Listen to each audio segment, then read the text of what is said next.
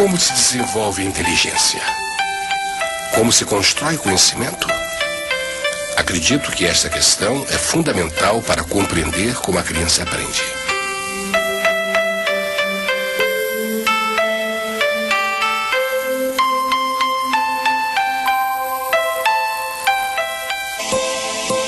Foi olhando para um pardal albino, aos 11 anos de idade, que Jean Piaget decidiu tornar-se um cientista. Nascido em 9 de agosto de 1896, na Suíça, Piaget foi sempre uma criança precoce. Interessado em ciências naturais, doutorou-se com uma tese sobre moluscos. A biologia é a chave para ajudar a resolver uma questão: como o ser humano conhece o mundo. Nós somos dotados de razão, mas a razão é só uma potencialidade e precisa ser desenvolvida no decorrer da vida. Os estudos de Piaget o levam ao laboratório de Alfred Binet, em Paris. Lá pode observar as crianças de uma escola primária durante a aplicação de testes psicológicos. O que mais me fascina é observar os erros que as crianças cometem ao procurar uma solução para os problemas. Há uma lógica no erro. Entender esta lógica passou a ser o centro do trabalho de Piaget. Seus estudos de psicologia genética o tornam mundialmente conhecido por volta de 1920. Seus primeiros livros sobre a linguagem e o pensamento da criança são amplamente difundidos. Ele coloca em evidência que a lógica da criança não apenas se constrói de forma progressiva, como também se dá de uma maneira diferente da do adulto.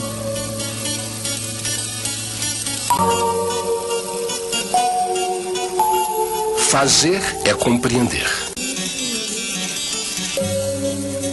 É uma construção frágil porque pode ser desconstruída, porque há regressões.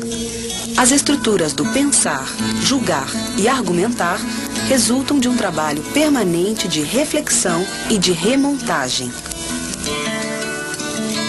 Construir um castelo de cartas ou apoiar uma carta inclinada contra outra provoca todo tipo de problemas, devido à instabilidade do equilíbrio. Para que se domine esta simples ação, 3 aspectos cognitivos são necessários. O aspecto lógico, que permite a comparação de peso e resistência, o aspecto geométrico, que envolve o conhecimento de posições como perpendicularidade ou paralelismo, e o aspecto dinâmico, que examina o próprio processo de apoiar uma carta sobre a outra. Fazer é compreender. É compreender em ação. A minha hipótese é que a ação constitui um conhecimento autônomo. Para Piaget, o conhecimento é uma tomada de consciência, que se dá a partir dos resultados da ação, através da análise dos meios empregados e dos mecanismos inconscientes da ação. Em 1955, Piaget funda o Centro Internacional de Epistemologia Genética, reunindo cientistas de todo o mundo e das mais diversas áreas. A partir da década de 70, há uma expansão da dimensão construtivista do trabalho de Piaget. Sua obra traz a marca do grande cientista, criador de um novo paradigma para a aprendizagem. Depois de sua morte, em 1980, suas ideias continuam a inspirar novos estudos e debates em todo o mundo. Foi a contribuição do homem que, neste século, nos ensinou a olhar a criança. O que Piaget traz de mais rico para a prática pedagógica é uma visão de homem diferente. É passar a ver o homem como alguém que não é nem um produto do meio, o meio vai e estampa nele alguma coisa, então não é nem uma visão ambientalista, tampouco é uma visão inatista, no sentido que a criança já está ali, pré-determinada, é um simples desabrochar das suas, funções que já estariam ali. Olhar para o mundo e representá-lo. Pode-se dizer que o desenho é a primeira escrita da criança. São as marcas feitas no papel deste contato com a realidade. Como desenho, a escrita é também uma forma de representação da realidade. Um sistema simbólico, composto de significantes e significados.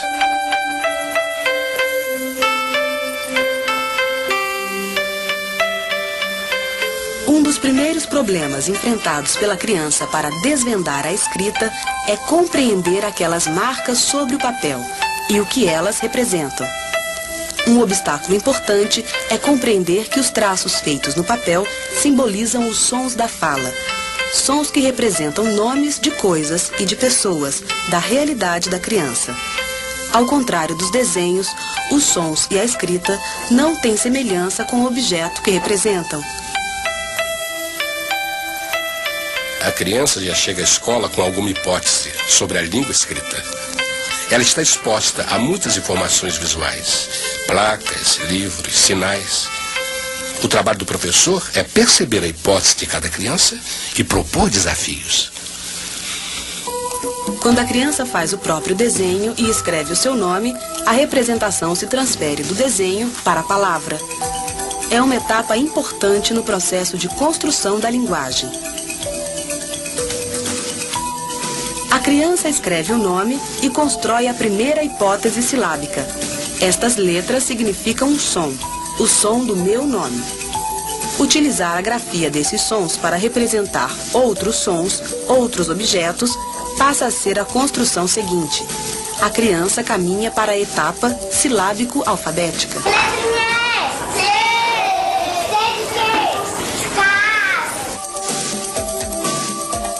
A criança agora agrega mais letras à escrita, e é natural nesta fase o comer letras.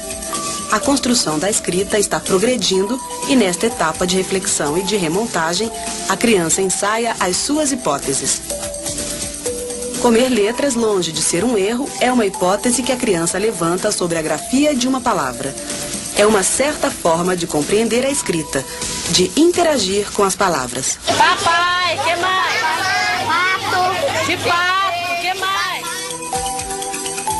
Há um caminho individual na construção da escrita como objeto de conhecimento. Para o construtivismo piagetiano, é preciso criar sempre situações novas, pois o professor reconstrói o caráter social da língua escrita e estimula a criança a interagir com a língua nas mais variadas situações.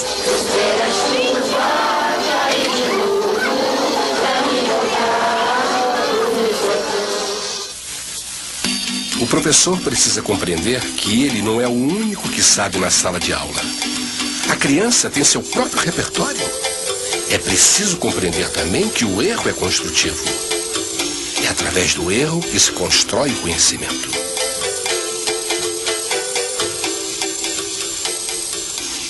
Um, 2, 4, 5, 7, 8, 10, 11, 12.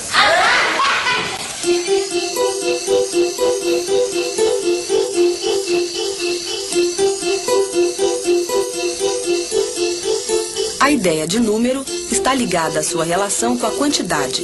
São quantidades de objetos que fazem parte do universo da criança. 1, 2, 3, 4. Representar quantidades é fazer uma representação matemática da nossa cultura. São objetos do nosso universo que podem ser juntados, empilhados, enfileirados e separados. As operações matemáticas são as representações destas mudanças. A criança já chega à escola com um repertório próprio em que a matemática está presente. Ela experimenta situações no seu dia a dia em que entra em contato com quantidades e com operações de soma e subtração. É através destas contagens do dia a dia que a criança faz descobertas. Ao analisar crianças contando flores, pude perceber como o pensamento lógico se constrói. A criança percebe que existe uma lógica na série numérica e usa esta série para marcar o tempo em jogos infantis, mesmo antes de sabê-la de cor.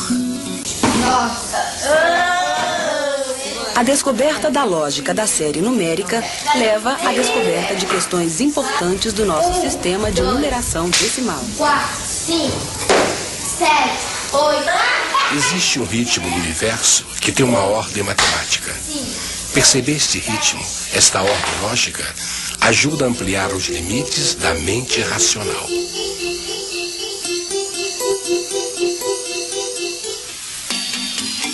É na aula de matemática que o professor construtivista propõe situações de desafio através de jogos ou atividades para a solução de problemas.